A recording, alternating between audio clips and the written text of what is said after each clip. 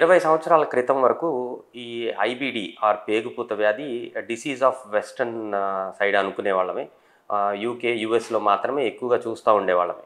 కానీ 20 సంవత్సరాల నుంచి ఇప్పుడు నెమ్మదిగా భారతదేశము ఈ వ్యాధిలో నెంబర్ ఆఫ్ కేసెస్లో రెండో స్థానంలో నిలిచింది. దీనికి ముఖ్యమైన కారణం చెప్పుకోవాలి అంటే మన రెగ్యులర్ డైట్ నుంచి బయటకు వచ్చేసి, మన స్టేపుల్ డైట్, మనం ఇదివరకు తినే ఆహారంలో నుంచి కంప్లీట్గా బయటకు వచ్చేసి ఈ ఫాస్ట్ ఫుడ్స్కి, వెస్టర్నైజ్ ఫుడ్స్కి అలవాటు పడిపోతాం. ఎక్కువ శాతం మంది బయట ఆహారం తీసుకుంటాం. ఇది ముఖ్యమైన కారణంగా మనం చెప్పుకోవచ్చు. మనకి బేసికలీ జెనెటిక్ ప్రాబబిలిటీ ఈ డిసీజ్ వచ్చే అవకాశము జీన్స్లో చాలా సంవత్సరాల నుంచి ఉంది.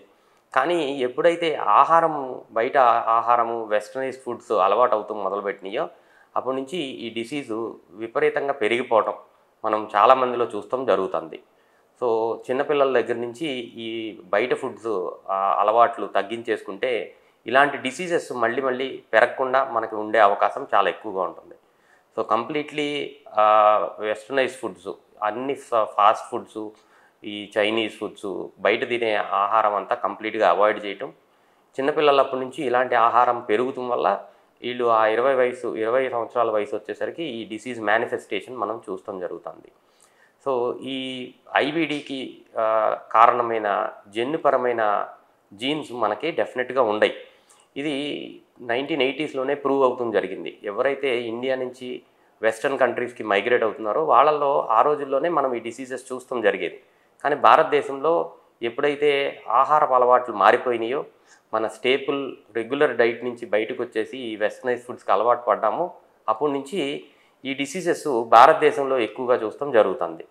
సో మళ్ళీ మన స్టేపుల్ ఫుడ్, మన రెగ్యులర్గా మనం ఇంట్లో వండుకునే ఆహారం తీసుకుంటాం మొదలుపెట్టి చిన్నపిల్లల దగ్గర నుంచి పెద్దవాళ్ళ వరకు ఈ ఆహారపు అలవాట్లు మార్చుకుంటే డెఫినెట్గా ఈ డిసీజ్ మళ్ళీ తగ్గుముఖం పట్టే అవకాశం చాలా ఎక్కువగా ఉంటుంది.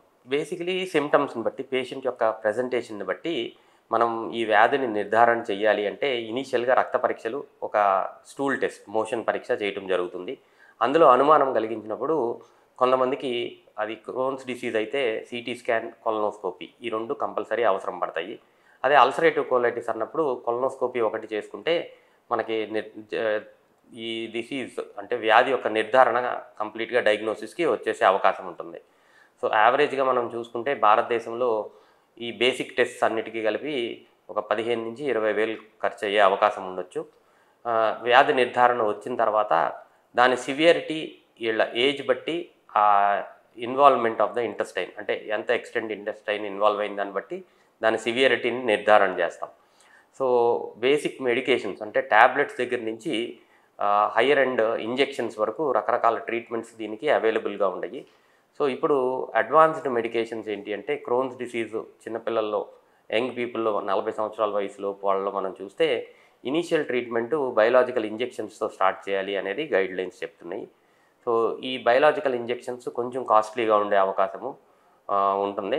బట్ ఇనీషియల్గా 1 సంవత్సరం ఆర్ 2 సంవత్సరాలు ఈ ఇంజెక్షన్స్ కనుక తీసుకుంటే ఈ వ్యాధి యొక్క తీవ్రతని జీవితకాలంలో మనం తగ్గించే అవకాశం చాలా ఎక్కువగా ఉంటుంది. సో అంతనికి ఇంజెక్షన్స్ అవసరం ఉండకపోవచ్చు. కొంతమందికి సింపుల్ ట్యాబ్లెట్స్తో ఈ డిసీజ్ని కంప్లీట్గా రెమిషన్ అంటే కంట్రోల్లోకి తీసుకొచ్చే అవకాశం ఉంటుంది. ట్యాబ్లెట్స్ ఖర్చు చాలా తక్కువగా ఉంటుంది. ఇంజెక్షన్స్ అవసరమైన వాళ్ళకి మాత్రమే కొంచెం కాస్ట్ ఉండే అవకాశం ఉంటుంది. కానీ ఈ క్వాలిటీ ఆఫ్ లైఫ్ ఇవన్నీ డెఫినెట్గా మారిపోతాయి. కాబట్టి ఇంజెక్షన్ అవసరమైన వాళ్ళు తప్పకుండా తీసుకుంటేనే డిసీజ్ని టెంపరీగా కాకుండా లైఫ్ లాంగ్ మనం దీన్ని కంట్రోల్లో పెట్టుకునే అవకాశం చాలా ఎక్కువగా ఉంటుంది.